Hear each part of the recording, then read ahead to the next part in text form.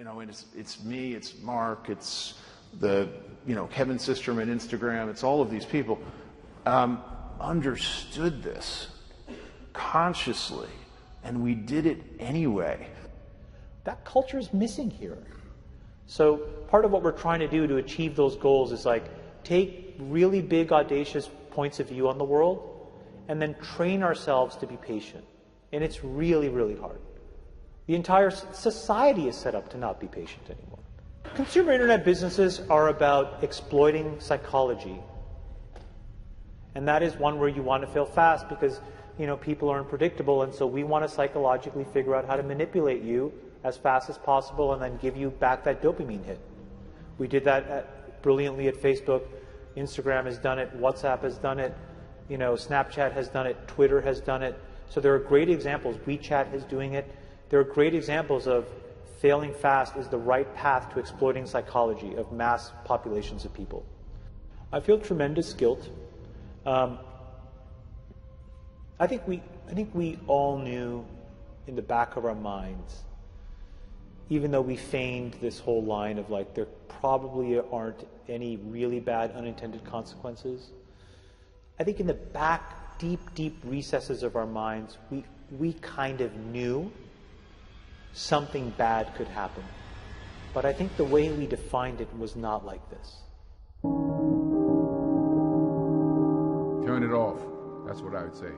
It's hard for young people now because they're hooked. They're addicted.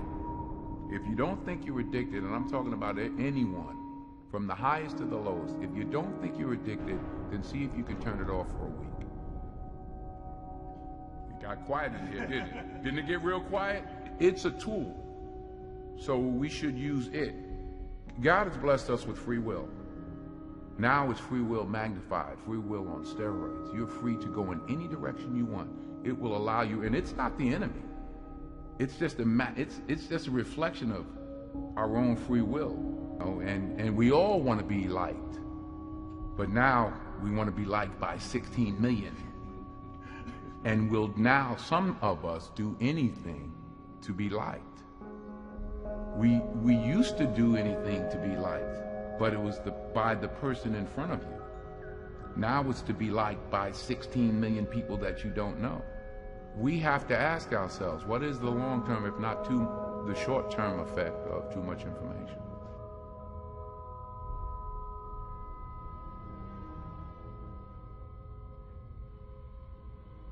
So the context was I was at Stanford, and the dean asked me to speak to the MBA students. And in it, what I was talking about was, the question was, what do you think the long-term effects of social media in general are? And unfortunately, what happened was, I think it's easy to characterize what I said just as a Facebook-specific thing, because I worked there and I was a key part of growing it. The reality of what I was... Explain what you said at the time. So what I said was, I think the tools that have been created today are starting to erode the social fabric of how society works. And what I meant by that is the following thing. Today we live in a world now where it is easy to confuse truth and popularity. And you can use money to amplify whatever you believe and get people to believe that what is popular is now truthful and what is not popular may not be truthful. Joe and I, for example, we've been on the other side of climate for a long time, right? And the reality is now I can take money and I can use that through all of these social media systems that exist to hundreds of millions of people, and I can convince all of Joe's friends and everybody like him of my opinion in very subtle and small ways. And he can do the same to me. We can do that about vaccines. We can do that about gay rights. We can do that about bathroom laws. We can do that about Roy Moore. And so I think the question we have to ask ourselves is, how do we live in a world where this is now possible? And so it was about that, but just so I understand, was it because I read and watched parts of what you were talking about.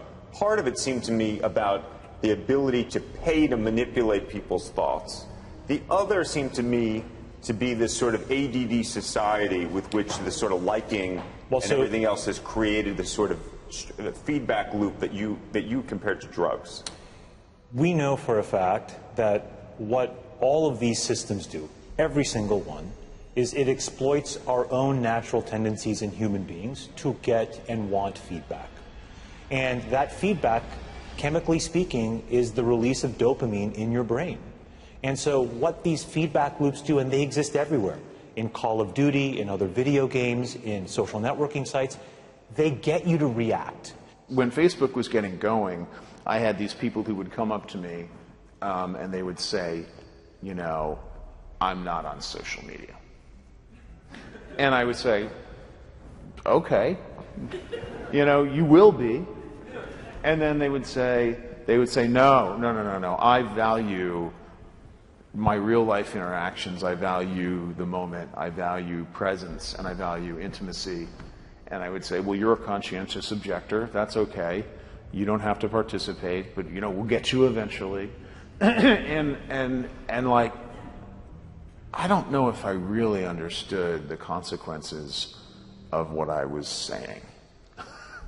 Because the unintended consequences of a network when it grows to 1 billion or 2 billion people, and it literally changes your relationship with society, with each other, with you know, it probably interferes with productivity in weird ways. God only knows what it's doing to our children's brains. You know, if the thought process that went into building these applications, Facebook being the first of them to really understand it, that thought process was all about how do we consume as much of your time and conscious attention as possible. And that means that we need to sort of give you a little dopamine hit every once in a while because someone liked or commented on a photo or a post or whatever.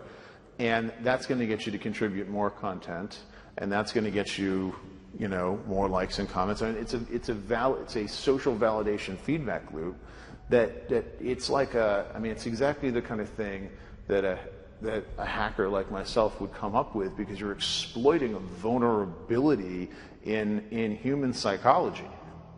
It literally is a point now where I think we have created tools that are ripping apart the social fabric of how society works. That is truly where we are. And I would encourage all of you, as the future leaders of the world, to really internalize how important this is. If you feed the beast, that beast will destroy you. If you push back on it, we have a chance to control it and rein it in. And it is a point in time where people need to hard break from some of these tools and the things that you rely on. The short-term dopamine-driven feedback loops that we have created are destroying how society works. No civil discourse, no cooperation, misinformation, mistruth. And it's not an American problem. This is not about Russian ads. This is a global problem. So we are in a really bad state of affairs right now, in my opinion. It is eroding the core foundations of how people behave by and between each other. And I don't have a good solution. You know, my solution is I just don't use these tools anymore. I haven't for years. It's created huge tension with my friends, huge tensions in my social circles. If you look at, like, you know, my Facebook feed, I've posted maybe 2 times in 7 years. 3 times, 5 times. It's less than 10. And it's weird. I guess I kind of just innately didn't want to get programmed. And so I just tuned it out. But I didn't confront it. And now to see what's happening, it really bums me out. Like, think about, like, there were these examples where there was a hoax in WhatsApp where in some, like, village in India, people were, like, afraid that their kids were going to get kidnapped, etc. And then there were these lynchings that happened as a result, where people were like vigilante running around. They think they found the person, and I mean, seriously? Like, that's what we're dealing with. You know, imagine, like, when you take that to the extreme, where, you know, bad actors can now manipulate large swaths of people to do anything you want. It's a really, really bad state of affairs. And we compound the problem, right? We curate our lives around this perceived sense of perfection because we get rewarded in these short-term signals, hearts, likes, thumbs up, and we conflate that with value and we conflate it with truth. And instead what it really is fake, brittle popularity that's short-term and that leaves you even more, and admit it, vacant and empty before you did it. Because then it forces you into this vicious cycle where you're like, what's the next thing I need to do now? Because I need it back. Think about that compounded by 2 billion people. And then think about how people react then to the perceptions of others. It's really bad. So you're training your brain here, whether you think it or not, whether you know it or not, whether you acknowledge it or not. Acknowledge that these things where you're spending hours a day are rewiring your psychology and physiology in a way that now you have to use to go and figure out how to be productive in the commercial world. So if you don't change this, you are going to get the same behaviors over here. Change this. There's a reason why Steve Jobs was like anti-social media. I am telling you I'm not on these fucking apps. I'm not him by any stretch of the imagination. But I am proactively trying to rewire my brain chemistry to not be short-term focused. I'm telling you they're linked. And I think that if you get too desensitized and you need it over and over and over again, then you become actually detached from the world in which you live. You become callous, you become crude. And you live in front of your screen. But Chamath, let me ask you this, because the thing that I've been so concerned about is Facebook just announcing that you're going to be having some app that you can use when you're 7 to 13. I mean, it's one thing for us to be doing this, but to be hooking your kids on something that you're describing as a dopamine fix at that age, that's crazy. So look, I think in the case of Facebook specifically, I think they have probably done more than any other company, quite honestly, to try to fix it because of all of the companies, and I've seen them all up close. They're the most, frankly, to be very blunt and honest, the best run and the most technically sophisticated. But they're also emailing me if I haven't logged onto Facebook for a while saying, hey, did you see the post from so-and-so? Did you see the post from so-and-so? Trying to lure you back in. And again, we can make those decisions as adults, but as children, that is a different... Well, I think the product, and I don't know it quite honestly in as much detail as I should, but I think the way that product works, because of privacy laws in the United States, you actually have to get parental permission. The point, though, is, and what you're bringing up is, I think, is the most important thing. We all have never taken a step back and actually asked ourselves, how should we be interacting with these things now, 7 years into it? And what should we be expecting of the internet at large? Look, the reality may be the entire business model of the internet may be fundamentally somewhat broken, right? Because we allow ourselves to get interacted with in ways where we don't necessarily control the medium or the messenger. And we are not putting up any barriers to ever give yourself any downtime from that either. Exactly. And so it may mean that we all collectively need to figure out, not just individuals, but also the companies, also governments, quite honestly, how different business models need to exist so that we can actually divorce ourselves from how this stuff is working. So what goes on? Tonight here, a warning about Facebook and what some believe it's doing to kids. The warning comes from two of the company's earliest executives. Carter Evans is following this. We kind of knew something bad could happen. Chamath Palihapitiya, a former Facebook executive once in charge of user growth, now says he has tremendous guilt about the social network he helped build. We have created tools that are ripping apart the social fabric of how society works. And it's influencing the next generation. Studies show 92% of teens go online daily, and 1 in 5 young people regularly wake up in the night to send or check messages on social media. People need to hard break from some of these tools and the things that you rely on. The short-term dopamine-driven feedback loops that we have created are destroying how society works. No civil discourse, no cooperation, misinformation, mistruth. Bad actors can now manipulate large swaths of people to do anything you want. He's not the only social media executive blowing the whistle. Former Facebook president Sean Parker recently said the initial goal was to get people hooked. You're exploiting a vulnerability in human psychology.